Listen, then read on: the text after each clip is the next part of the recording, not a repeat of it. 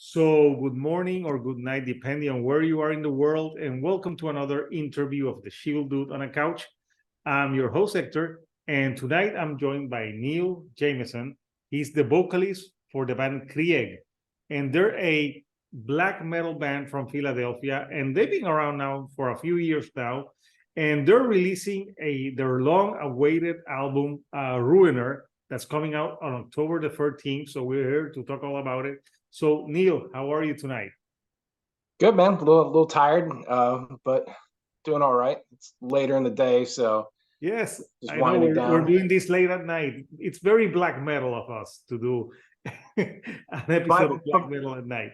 but my reasoning isn't black metal at all. It's that my daughter goes to sleep around 9, and I'm the one that puts her down. So the timing was perfect. So I wish I had some kind of really cool reason that we're doing this late, but that's You really know it. what? I do the same. My daughter's in the bedroom as well. So yeah, I can totally get that. But people are like, no, it's for evil purposes. No, it's just this is the time that we can do it. So yeah, thank you for taking some time. I know you busy schedule. So I listened to the album, Ruiner, and yeah, it's a great black metal record. And for people that don't know the band Krieg, just give us a little history about the band for people who or probably haven't heard you. Okay. So I started the band in 1995. So we're getting close to 30 years. It was initially started as a solo thing. I was the um, main composer. I did guitar, vocals. I used computer drums at the time. Uh, and through the years, I started getting some session members. And then probably about 11 years ago, was when some of the members who were on Ruiner actually joined as like a full-time band instead of just a solo thing. Anytime I would do shows, I would just have session people, no matter where I was at. Like if I was going to Europe to do shows, majority of my lineup would be European people that I knew, or if I was doing something on the West Coast, it would be people from the West Coast. So the last 10 years has been really the first time where I've had a pretty solid lineup.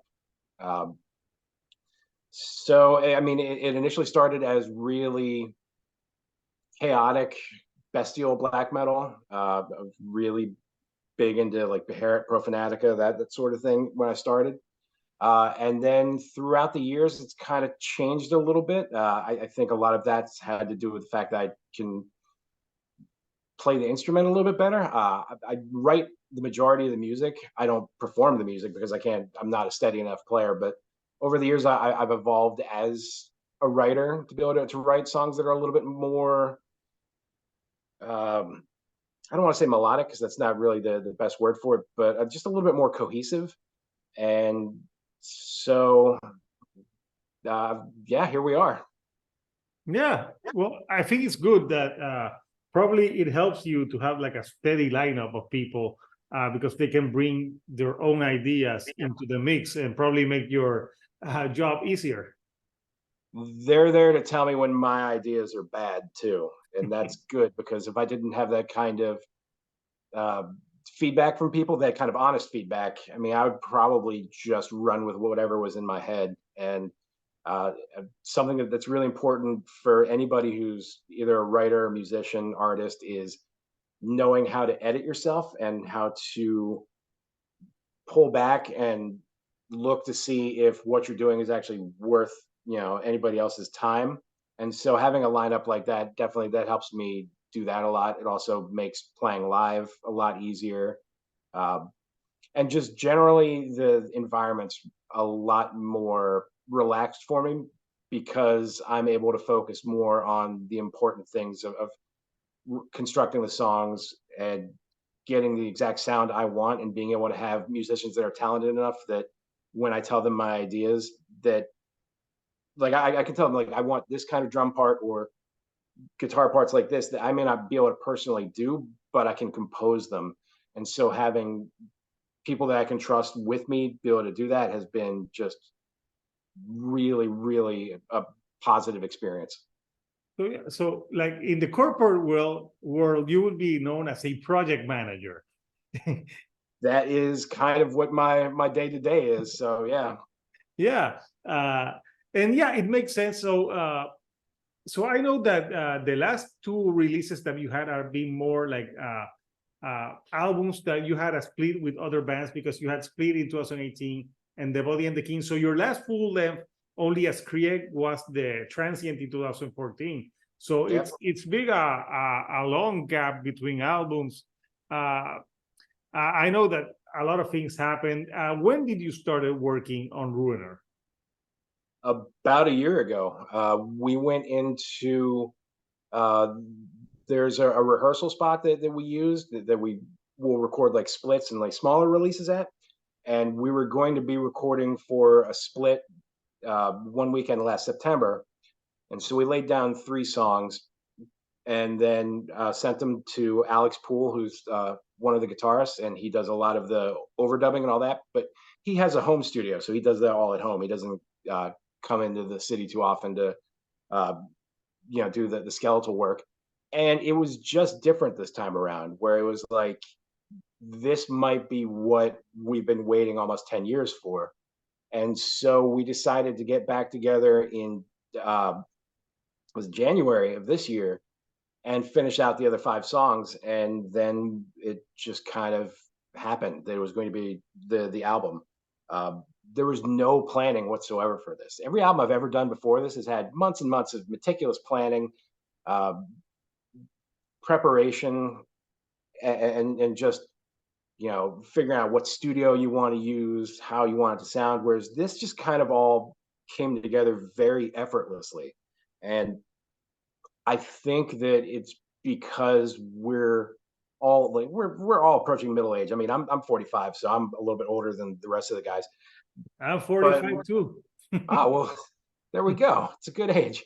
But it's the sort of thing where we're not going to get famous on this. We have the notoriety of being, a band for almost 30 years, and we have a good fan base. But so there isn't any kind of ambition. And I don't mean to say that like we're lazy, but there's just none of this. We've got to make this. This is our chance.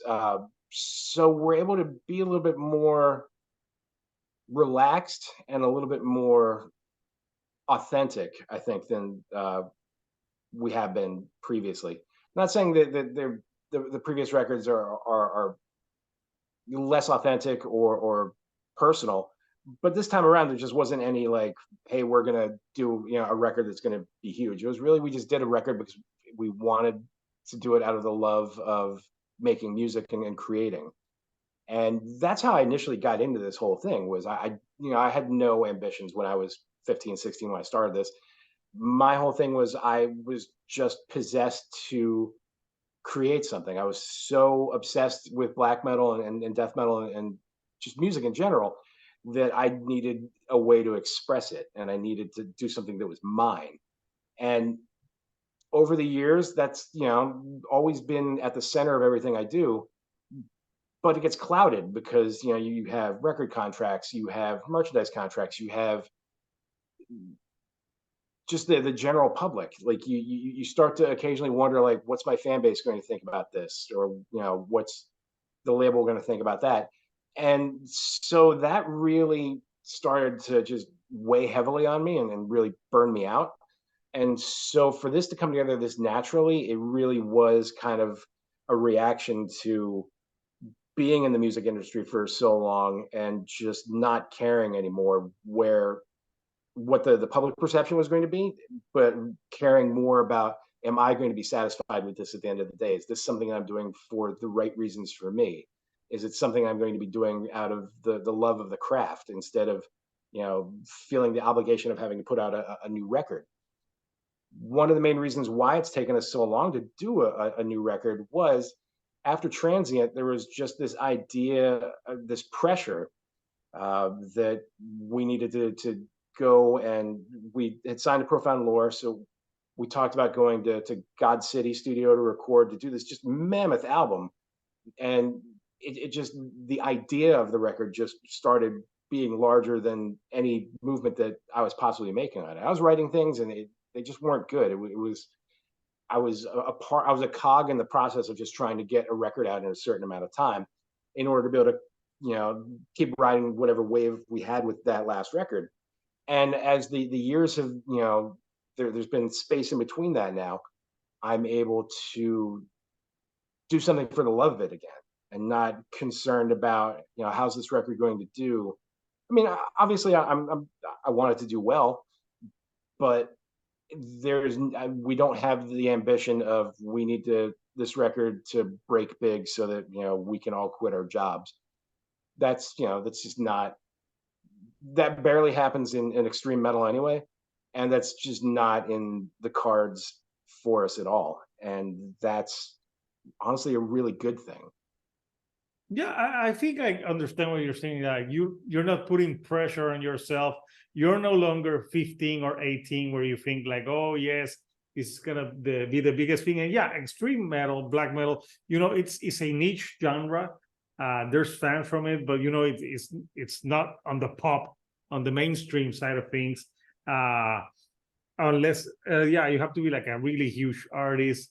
But I think what you're saying is like you're glad that you get to put out music that you love, and you get to have your 9 to 5 and your normal job, and you get to go outside and not get hounded by people recognizing you like every day. Because when you see there's like super famous rock stars, like people see the fame and stuff, but there's a lot of things that they can do. They can go out for a walk, like a normal walk, without getting hounded, or like for example, like every time Metallica puts out an album, they're gonna get criticized no matter what they do. So it's something that for a band, that's more of an underground band. You just put out the music, and just basically at the end of the day, if you're happy with it, you're okay. And if people like it, good. If not, you don't give a fuck. Like, I mean, in 30, 40 years or however long I have left, I'm going to look back at this when I'm really old, and probably no one else is going to remember it, but I need to be able to know that I'm going into the grave satisfied with how I lived my life, and how I've created things and what I've created. Just because bands are underground doesn't mean that there isn't this kind of like this sub layer of fame, notoriety, or even money. It's on a different level than like a larger band like Metallica, obviously. And so I think that we're even below that at this point. I mean, we've hit a certain level of success, and we've been able to maintain that. But I don't care about like black metal especially, but just underground music in general has a very strict dogmatic rule set to it, where you have to look a certain way, this is how you have to sound, this is how your merch should look, you need to have these opinions, or like this part of the scene isn't going to like you need to support this, you need to say no to that, and we've just kind of gone away from that, where we're able to just compartmentalize everything and be ourselves without worrying about any of these rules, even at a smaller level. yeah. Plus, yeah, I think that black metal, a lot of people associate it, with Norway and the burning of the churches, and like yeah. But there's other like black metal bands, and you being from the US, you put your own spin on it. So yeah, I think it's cool. And I listened to the album, so I'm gonna show the artwork of the album for people who haven't seen it. So yeah, it's a pretty cool artwork. Here it is. Ruiner, tell me a little bit about the artwork, what you were going for, and who worked on it. So we had approached a few different people as far as the art's concerned, but everybody that I talked to, I had the very, very specific idea, which was I wanted a ghostly figure holding up two old lanterns with very similar to a crown of thorns, but just a mask of thorns, and Yeah. with the red halo, which is based off of historical like Renaissance uh, paintings of Jesus, like how like the halos would look in that, or like any of the saints, or anything close to that. Um, it was just an image that had like the colors exactly how it looked. It was just something that came to me that really represented what we were doing. Um, and so Rob, who is a tattoo artist, you can find him on Instagram at Enemy Castle. He was a friend of a friend, and I really liked his tattoos. I thought his style was absolutely perfect for what I was looking for. And so I decided to stop pursuing everybody else that I was talking to, and he and I got into some very good discussions about what I was looking for and what I wanted. And then, I kind of just left him alone for a few weeks, and I received this in my email, and it's different than a lot of the art that we've done, especially in the last few records. The last few records have either been black and white photographs or like very sparse paintings. We haven't done anything that has any kind of color to it. 20 years, maybe longer. Yeah, It's no, I'm not. looking at your other artwork. It's almost everything is black and white. For example, the black house, you see the house and you only see the white like in the door. Mhm. So yeah. And I mean that's an aesthetic that obviously I value very much. But with this record being different than what we've done before, I wanted the artwork to really be something different and really be unexpected for people that have been into the band before, but also striking enough for someone who may not know who we are to be like, all right, well, that looks interesting. I'd like to check that out. Um, Yeah, that's that it's old school mentality that we 45-year-olds have, because in the 90s, we bought a lot of albums because the cover kicked ass. There's so many records that I bought because they had great cover art that just fucking sucked. They were terrible. And there's so many great records I didn't give a chance to because the artwork was garbage. Which one did you bought that had cool artwork and you're like, oh my god, this fucking sucks? There were a few. I used to go to a record store in North New Jersey called Vintage Vinyl, which they closed down during COVID. But this store was huge. It was the size of, I don't know, like a Barnes and Noble, or like a larger bookstore, just very, very, very big. And they would have used CD section that was, Jesus Christ, like several hundred feet, like thousands and thousands of used CDs. And so we would just, be going through them. And if I saw something that was, had somebody in corpse paint, or it looked like it was going to be like a cool black metal record, it was a few dollars. So I would blind buy. And 9 times out of 10, it would be mediocre or just garbage. Like I bought like Mystic Circle was absolute shit. A lot of the stuff on last episode was really bad at the time.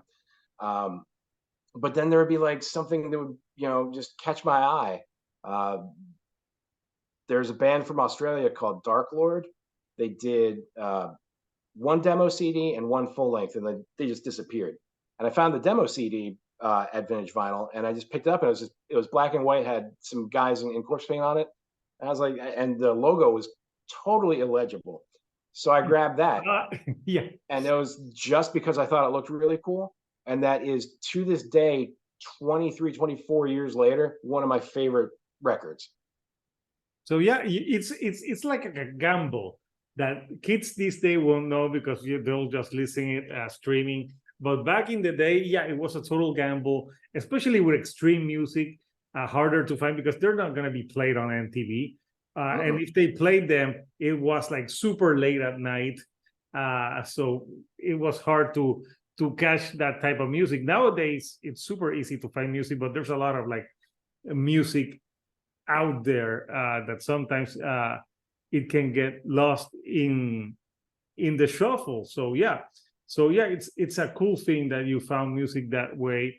So The album, you know, you have two singles that you already released. You have Solitarily, a Future. Oh my God, what's the title? It's a long title.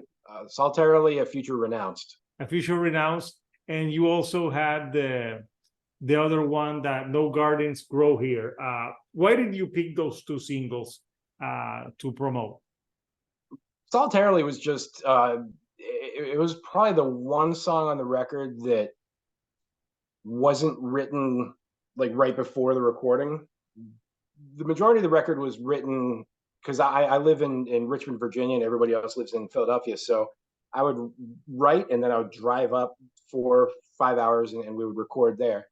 And I would always have this idea that, you know, like I would know we're recording in September, so I should start working on music in July. I never would. I would do it, you know, like the night before. And I did that both sessions for Ruiner, where I spent maybe 2 hours each time writing, and it just kept coming. But Solitarily was the only one that I'd had for a while. I didn't know how to play it, but I had the opening riff. It just would circle in my head just constantly. Different pitches, different speeds, but it was always exactly how it was constructed. And it's also the song that really kind of encompasses what the influences on the record are, because I really went back to when I was young, when I was first started out. I wanted to make the record that I would have wanted to listen to when I was 15 or 16. So big influence from a lot of the old Norwegian bands, and that song just kind of has like that old Gorgoroth feeling to it, like this really like just this reverence for, you know, early 90s black metal. So that was pretty easy to pick. No Gardens was actually the label's choice for doing for the second single. And then we decided to approach Chariot of the Black Moth to do a video for it. He had done a video for a song on Transient, Ruin Our Lives, and he did a fantastic job. And fortunately, you know, 10 years later, he's still in the business of doing videos. So we talked to him. I gave him basically just a paragraph of what generally the song was about and what visual aesthetics I wanted with it. And 2 weeks later, he presented us with that, and it was absolutely perfect. So I guess, I mean, Profound Lore is, you know, it's very, very good label. And Chris Bruni, the owner, he's obviously got a really good ear for this shit. So he knows exactly what songs are going to be the best to introduce, you know, to the public to. So yeah, I think No Garden, that song has some catchiness to it.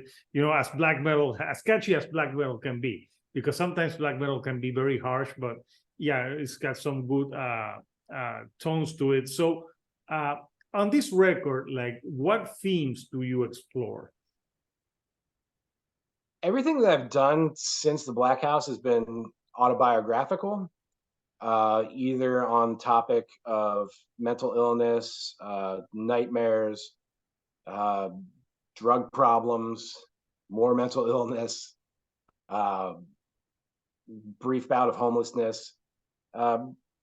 This one is more about pulling out of a lot of that and taking ownership of my life and how badly I've fucked it up over the last few decades.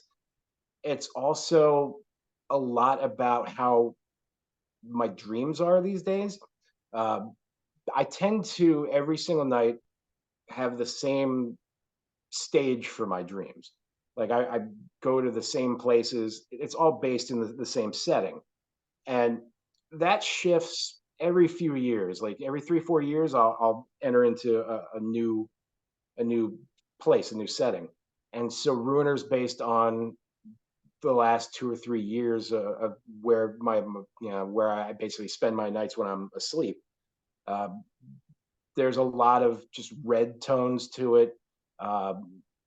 It's almost always not nighttime, but just, you know, very close to it, sun setting.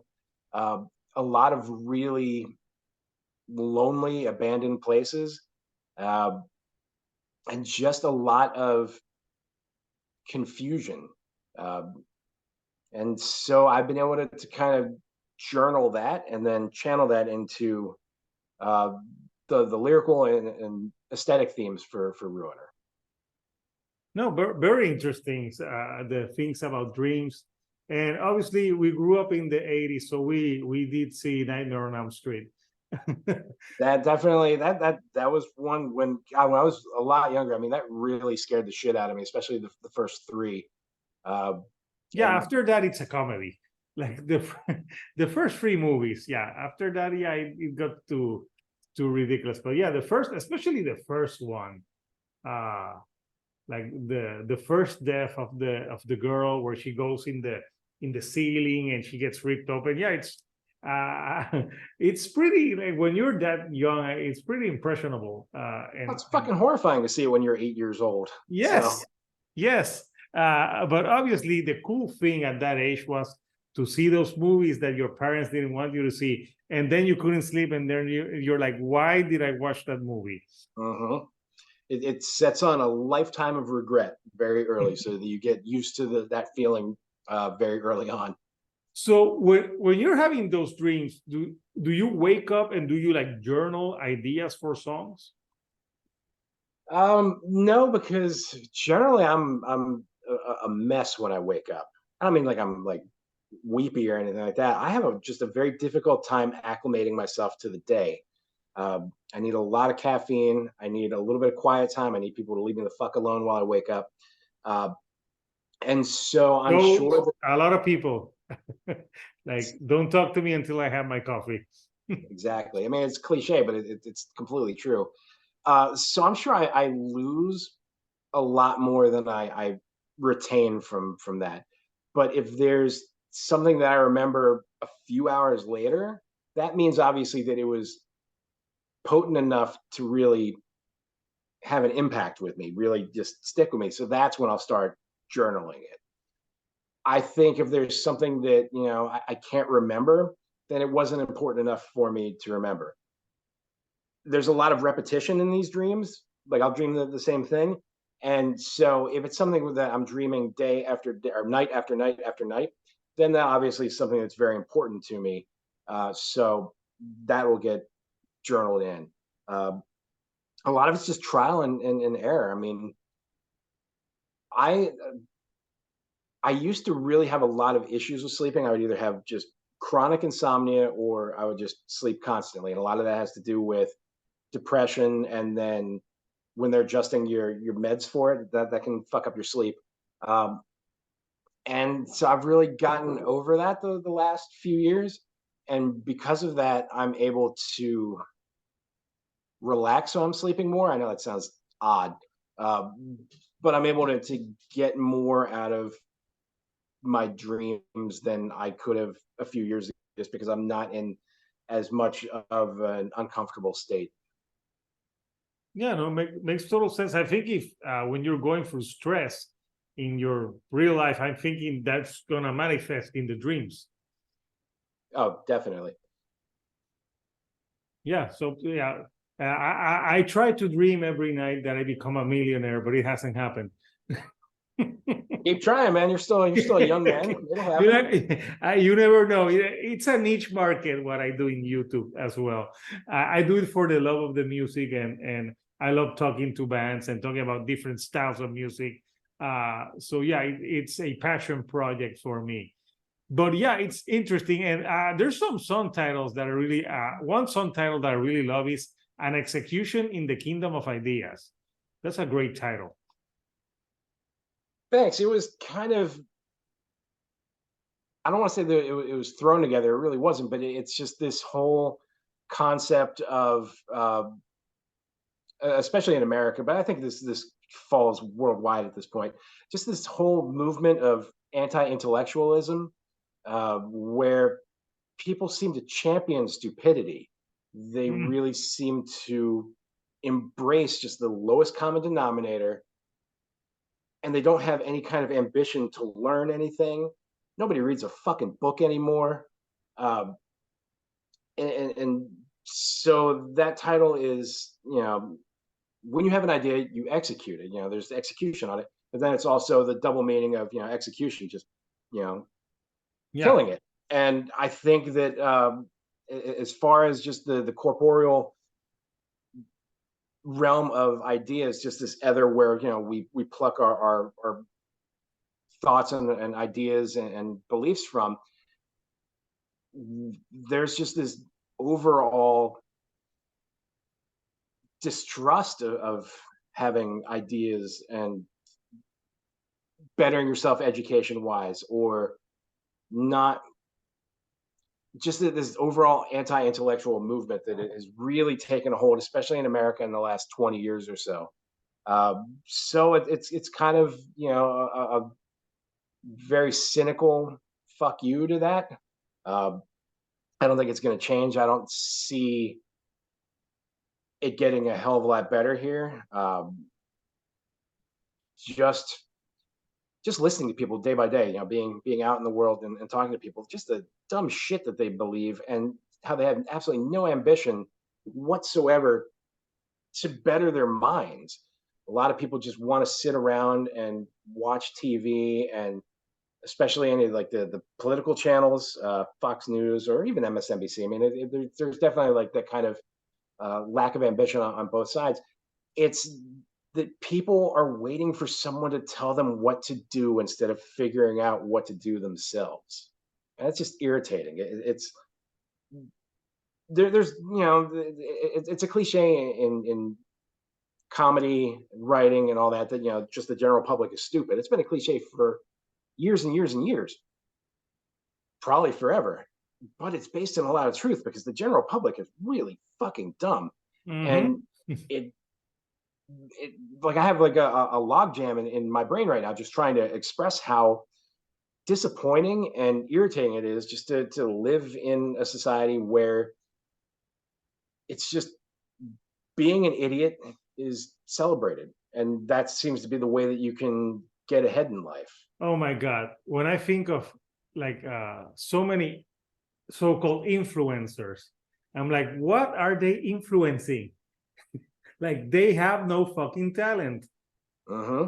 And yet, they're able to have millions of followers. It's like, why the fuck are people watching this? There's nothing there. It's complete vapid, no substance, just dumb shit.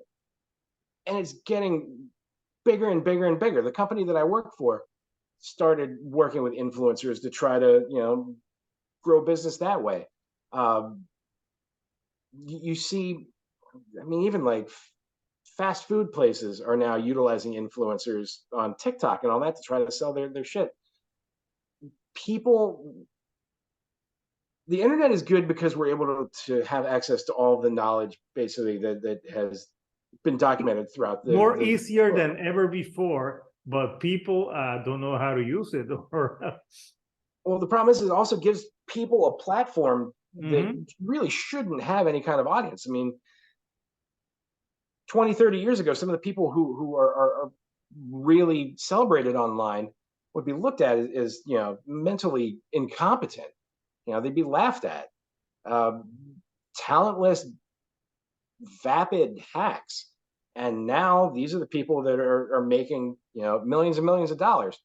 But then they're fucking up because they're stupid, so they don't know how to handle their money. So then they go broke almost immediately. Yeah. And they don't realize, and people that aspire to be influencers don't realize that you really are only famous for just a small amount of time, and then these people are they rise to the top, make tons of money, and then a day later nobody gives a shit about them because somebody else has done something stupid, so they want to follow them. And so then this quote unquote influencer is going to spend the rest of their life trying to chase that high that they're just never going to get. So it's encouraging people to become something that has no possible end game to it. The only end game you're going to have is you're going to be broke and probably substance abuse problems or something like that, because you had so much and it was taken away from you, or you feel that it was taken away from you.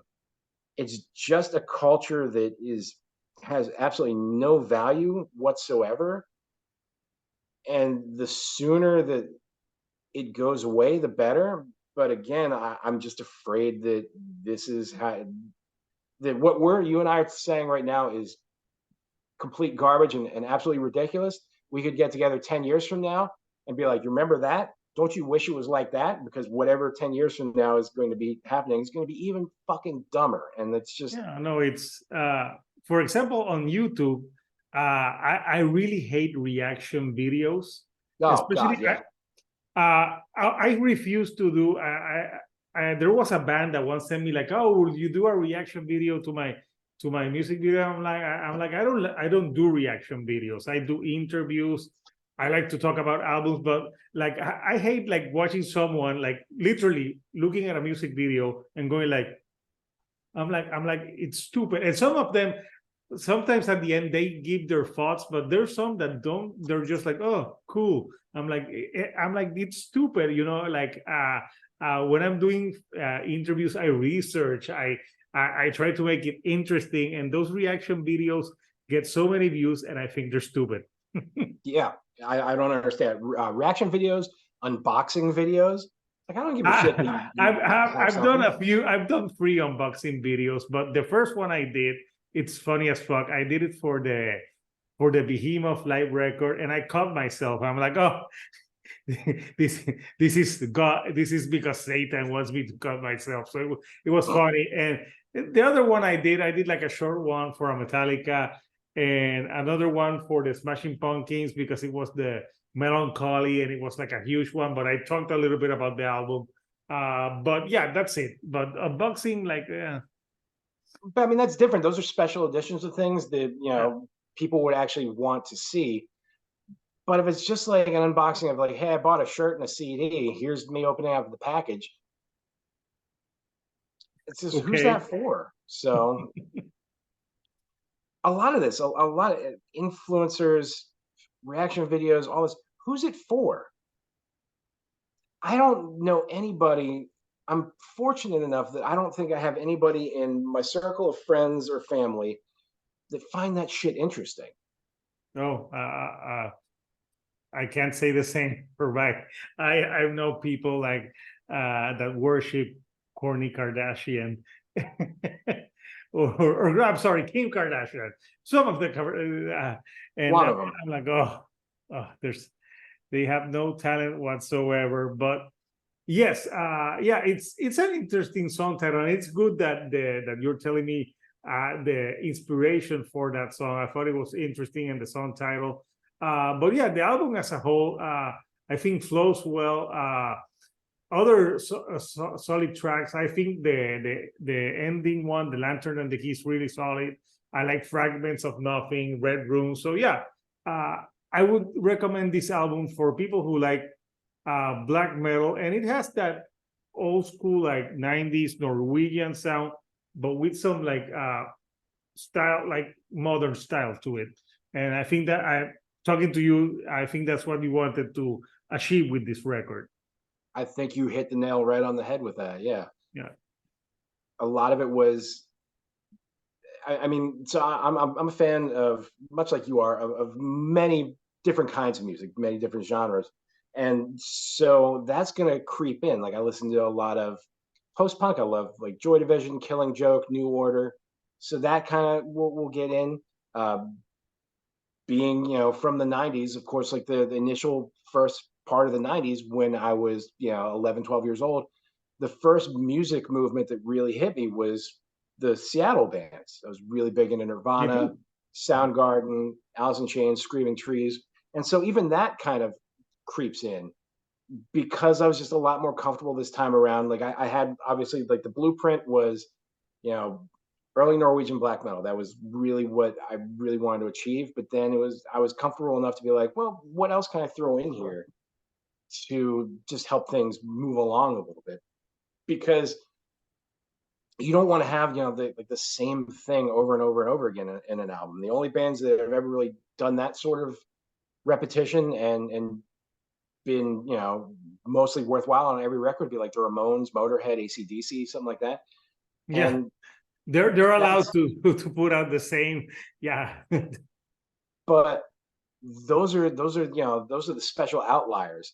So I feel that, like I want things, even in, one record, I want there to be stylistic changes because I want it to be an interesting listen, and I Yeah. want it to be reflective of my tastes and where I'm coming from as well. And so, yeah, a lot of it is, I mean, there's just a lot of different genres all packed in there, with the early Norwegian sound being the main blueprint.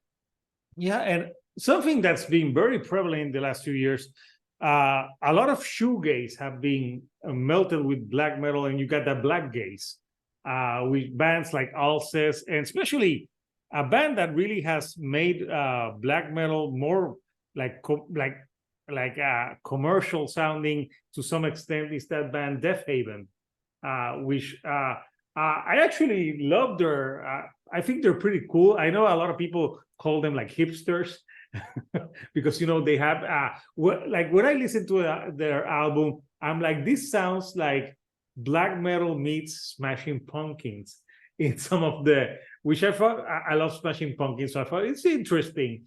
But yeah, it's then there's the people that are like, no, this isn't like pure black metal. So in the experimentation, but with this record that you have, you do stay true to that Norwegian, but you bring some different elements, and especially in the sound, because those old Norwegian black metal records sometimes sound in the sound. Some of them, we gotta be honest, the sound quality is shit. Oh yeah, so, no, so it's garbage. Well, I mean, a lot of my very, very old stuff all sounds like shit too. I think a lot of that is just it was the times. It was like Mhm. that was the sound that if like it needed to sound like that. It's the sound of people that really didn't know any better. So that's why like a lot of bands like Emperor or uh, Emperor is actually probably the best example of this. That their sound would get better and better the more that they learned what they were doing, the more they honed on their craft. Uh, but going back just a little bit, a lot of people would call Death Heaven hipsters, but those guys were deeply rooted in black metal before they even started the band.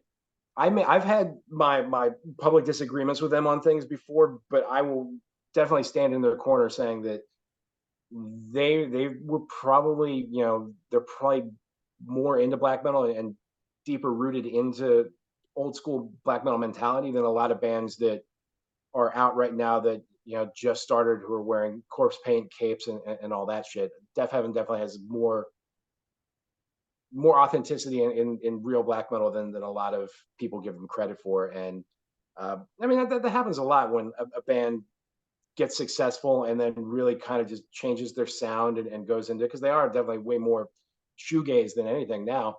Oh yeah, that last record is pure shoegaze. And that's not a fair characterization to make on them. It's okay to dislike a band. It's okay to be like, I think their music sucks, but to like attack their character just based on that it's a bullshit move. I've been guilty of it when I was younger, and it's something that as I've gotten older, there's just no time to sit and worry about these things. If you don't like something, don't fucking listen to it. Don't buy it, but don't spend time on the internet or anywhere else shitting on it. I mean, there's just, we aren't given a lot of time in this world. Some of us are given more than others, but overall, there's just not a lot of time. And there's no time to sit and just complain about this fucking nonsense. You know how many bands I don't like? Probably about the same amount of bands you don't like. A lot of them. And we're not going to sit here and talk about that. And you're not going to do videos about it. I'm not going to write about it or anything like that, because So sometimes I have to do on. album reviews that I have to be honest if I didn't like something. But But mostly I like to do that's a album part reviews. of the position. This Yeah. isn't like you're not just going out and making a video where you're like, I heard an album 5 years ago and it sucks, and I want to talk about why it sucks. There's just a lot of people that really just spend so much time shitting on things that you start to wonder, do they actually find any joy or in life at all? Yeah. Or is the only joy they have just being fucking miserable? That is very true. So the album's coming out on the 13th, and I know you have some shows in the East Coast, I believe. So what's next for the band? I know you're playing some shows, I think, on the 10th of November, or is it October? No, it's November. In November, you're gonna be in the Kingsland in Brooklyn, New York. Then on the 11th, you're going to be in the Dust, Providence, Rhode Island, and then Kung Fu Necktie in Philadelphia with Bastard Cross and Cathedrals in the Night. That will be on the 12th. So you have those free shows for now. I'm guessing for now, you're going to see how those shows go and how the record is received. Obviously, people have day jobs, but that's the plan. That's the immediate plan for Krieg right now, right? I mean, that's the rest of the year. You know, we have some older records being reissued through the Devil's Elixir Records, but they're based in the Ukraine, so there's, you know, obviously some delays because of what's going on over there. Yeah. Then we've got we recorded a split for a band called Withdrawal. They're a Canadian hardcore band, and that's going to be coming out early next year. And then we also recorded about 25 minutes worth of material back in May that I'm not sure what we're going to be using it for yet. So I mean, there's irons in the fire, but right now, like, my big focus is going to be, you know, seeing how the record goes, doing what I can to support it, and then doing these shows in November, and then we'll see what 2024 brings. Yeah, and I'll put the link for the people who want to pre-order the album and want to get it, so they can go ahead and get it. So, Neil, you know, it's been great chatting with you. You know, very smart conversations, and yes, people read fucking books. Like I love, like, there's nothing like reading a book and using your imagination. Plus, it helps the brain think better than just like watching crap on TV all the time. Keeps you young. Yeah. So any words you'd like to say to the fans before we go? Just that I appreciate the people that have stuck around, you know, and waited almost 10 years for a record. I appreciate the people that have been with me since the 90s that you know, still enjoy what I do. And I also appreciate the people that spend their time not enjoying what I do and talking on the internet about what an asshole I am, or how, you know, my music sucks now and it was better back when I was younger, and all that, because that keeps my name and Krieg's name in people's minds. Oh, and yeah. That's free publicity right there. So I have some interesting haters. It's either the oh, I love your content, or like, oh, you suck. Go away. So yeah, people are still talking about you regardless of if it's good or bad. I mean, it's still, it's better to be shit on than ignored. That is true. I totally agree with that. So, Neil, again, thank you for taking time off your night to talk with me about the record, music in general. It's been a very fun chat, and great success for the album coming out soon. So, people, Krieg, the album Ruiner is coming out on October the 13th. I'm gonna put the link so people can pre-order it, and, you know, I'll put some of the link for the music video that you already have out. So until next time, people, this is Hector, the Shield Dude on a couch, and I'll see you all right here on the couch. Thank you and good night.